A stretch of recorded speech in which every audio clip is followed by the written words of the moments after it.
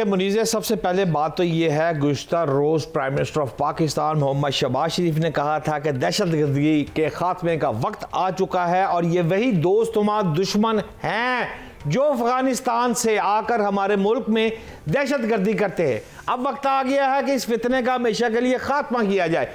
आज DGISPR lieutenant general Ahmad शरीफ चौधरी साहब ने इस चीज़ का फॉलो अप दे दिया है और बहुत आसान ज़बान में उन्होंने तमाम पाकिस्तान को और शरीकों को भी आगाह कर दिया है कि पाकिस्तान की पॉलिसी किस सिमत में जा रही है। यानी कि आसान ज़बान में उन्होंने कहा है कि अब गलती की गुंजाइश नहीं है, दाव गलती गुंजाइश निश्ता, नो चांस फॉर मिस्टेक। तीन बातें सीधी सी उन्होंने आसान ज़बान में कह दी हैं कि सहूलतकार खुद खारजियों को रियासत के हवाले कर दें, उन्हें करना होगा, और सहूलतकार खारजियों के खिलाफ रियासत के साथ मिलकर काम करने दो। तीसरा, अगर दोनों पॉइंट्स आपको पसंद नहीं आ रहा, अगर ऐसा नहीं है तो DGISPR साहब कहते हैं कि अगर ऐसा नहीं करना तो सहूलतकार पाक फौज के लिए फिर एक्शन तैयार हो जाए।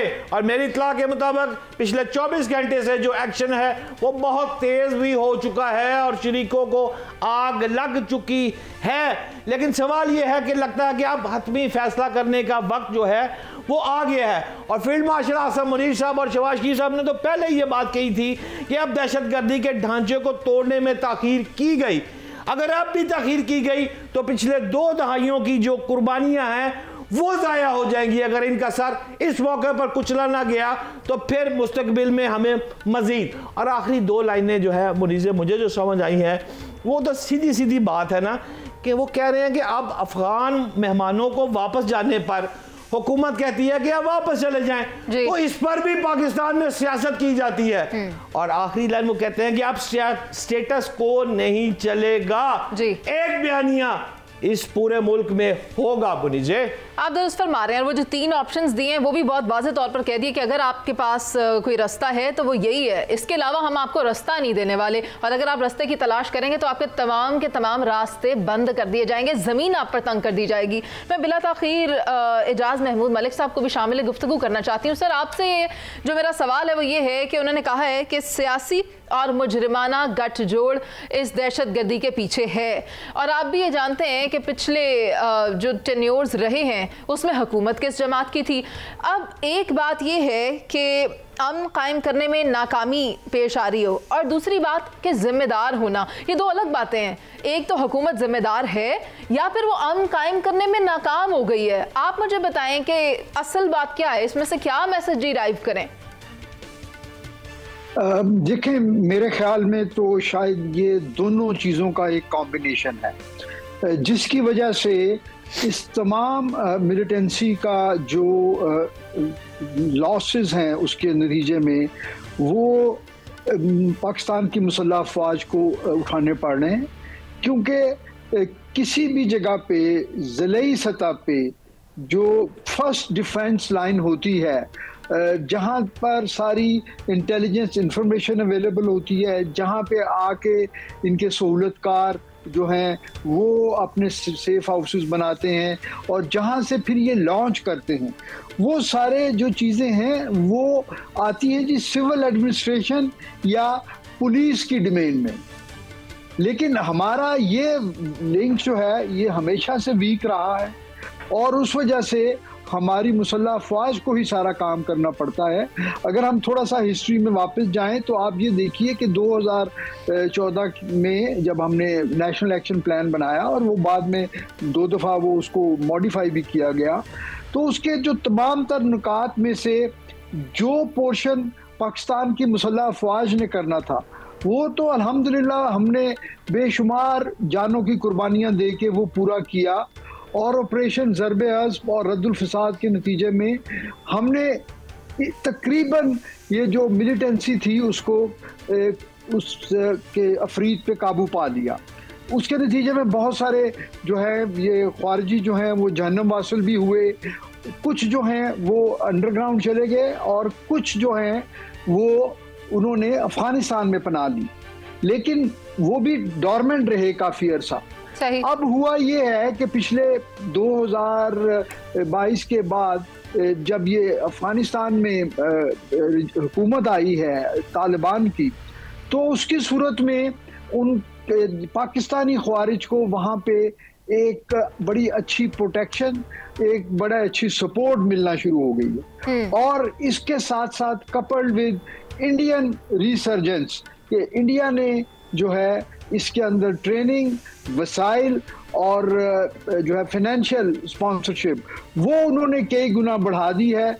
और वो ख़ास तौर पे अब आप देखें कि ये उनका जो ऑपरेशन सिंदूर हमने जो तहस नहस किया, तो उसके बाद वो कहते हैं कि ऑपरेशन सिंदूर हम जारी रखे हुए हैं, तो वो इसी डोमेन में जारी है, ये सब कन्वेंशन डोमेन, जिसमें वो अफगानिस्तान में बैठ के पाकिस्तान में केपी और बलूचिस्तान में हमारे जो है मासूम सिविलियन टारगेट्स और लॉ इन्फोर्समेंट एजेंसीज को वो नुकसान पहुंचा रहे हैं।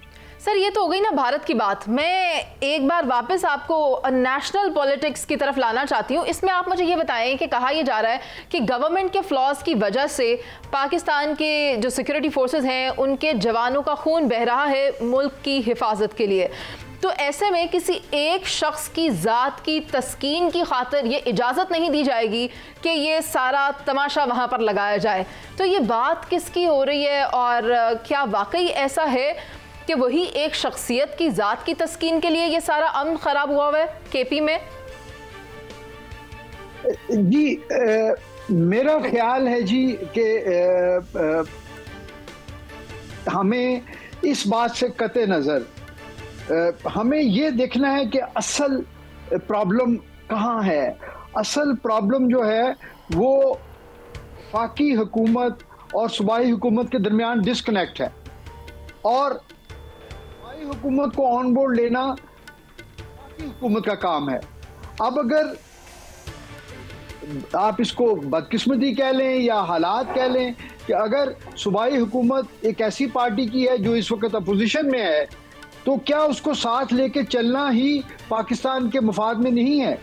सही। हम क्यों ये कहें कि हम जो है उनको भी हम एलिनेट कर दें इस मेन प्रोसेस से? ठीक है। और अगर हमारे पास कोई क्रेडिबल सबूत है कि कोई पार्टी या कोई किसी पार्टी का कोई फर्द अपनी जाती हैसियत में वो पाकिस्तान की रियासत के खिलाफ कोई कदम उठा रहा है या उसको जो है वो किसी तो के साथ उसके खिलाफ कार्रवाई की जाएगी। लेकिन शहजाद हुसैन भट्ट साहब, मेरा आपसे एक छोटा सा सवाल है। सर, अगर हम केपी की बात करते हैं तो वहाँ पर सीएमशिप उसी को ज़्यादातर दी जाती है जो कि एक एजेंडा के साथ आता है, और वो होता है बानी की रिहाई। तो ये तो हो गया उनका टॉप एजेंडा। सेकंड एजेंडा क्या है फिर? क्या अमन व अमान को सेकंड प्रायोरिटी पर रखा जाता है या वो सेकंड पर भी नहीं आता? देखिए मुनीज़े, आप जो सवाल कर रही है ना, अब तो इस प्रेस कॉन्फ्रेंस और शहबाज साहब वाली जो मैंने पहले बात की, फील्ड मार्शल आसिम मुनीर साहब वाली बात की, अब तो नो क्वेश्चन अबाउट दैट। अब भाई गाली मुक गई है, सीधी सीधी है कि एट एनी कॉस्ट पाकिस्तान में एक बयानिया होगा, एक अमन होगा। Air marshal retired Ejaz Mahmood Malik साहब, मैं आपसे सीधा पूछना यह चाहता हूं कि बिल्ली तो थैले से बाहर आ चुकी है। अफगान वजीर खारजा मीर मुत्तकी की भारतीय हम मनसब से मुलाकात हो गई है, आपको भी पता है, मुझे भी पता है, और उन्होंने वाज़ेह तौर पर कहा है कि जनाब हम एक दूसरे के भाई भाई जो भाईबंदी है वो भी जफिया शफिया जो है वो डलना शुरू हो गई हैं।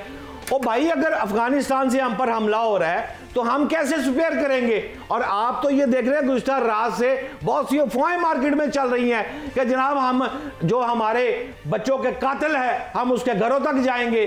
तो आप इसको किस नज़र से देख रहे हैं एयर मार्शल साहब?